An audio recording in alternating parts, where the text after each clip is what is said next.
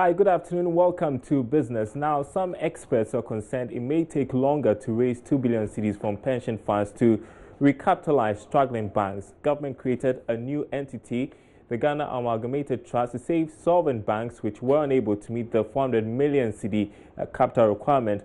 Now, the 2 billion cedis is supposed to be raised through private pension funds. Let's hear from the CEO of the People's Pensions Trust, Samuel Waterberg, and pensions expert Andrews Aglobi, who are skeptical the funds can be raised within the shortest possible time. If you look at the assets of the private pension trust, which is 11 to 12 billion, and out of the 30% can be invested in bonds. So then you're talking about between 3.5 billion. So that 3.5 billion indeed, of course, will meet the 2 billion. But the assets have already been invested.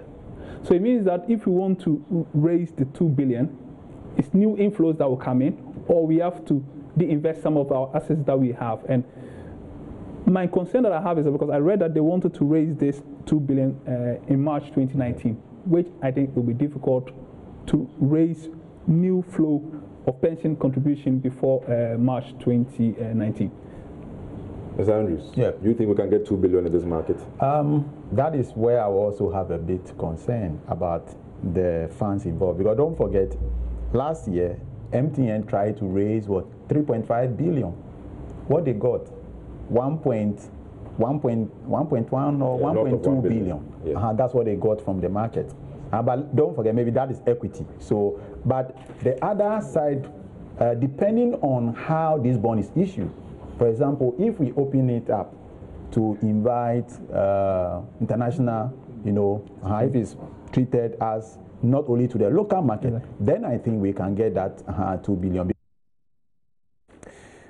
Industry players are speaking on the business edition of PM Express Thursday night. Now, the country could return to the IMF if government fails to discipline itself after the program. That's the prediction coming from the executive chairman of law firm AB & David Ofosu-Dotte. The country is expected to exit the IMF program by April next year. Now, there are fears that if government is not prudent with this expenditure, it could return to the IMF for support. Making its predictions in the last session of the 2019 Crystal Ball Africa Conference in Accra, Mr. Dotte said many observers are worried government may not pass this test. In keeping within the limits of expenditure, one of the good things that has happened is the passing of a fiscal responsibility, law, to enable us to stay within expenditure limits. So to the extent we are staying within expenditure limits, and if I look at if my facts about the budget this year are right, if we keep within 4.2% of the expenditure target, then we are likely not to go into that space I'm talking about. So the important point is to be disciplined in expenditure at the government level. And I think it's as simple as that. So you think the Fiscal Responsibility Act may take us from this situation? No. You see, a law is just a law. Implementing it is a different thing. I believe that complying with the law and being disciplined is what makes us, avoid it. And remember, it is not just the limit which, it takes us to IMF. I'll give you an example.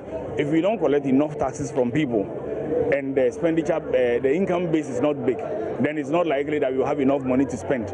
So we may end up borrowing and end up also back at IMF.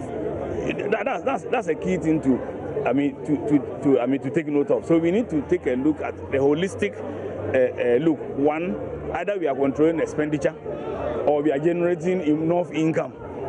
And especially if the two go together and we are disciplined in that spending, then I don't see us ever going back to IMF. All right, and that's all in business. Sports is up next with Baba Tando.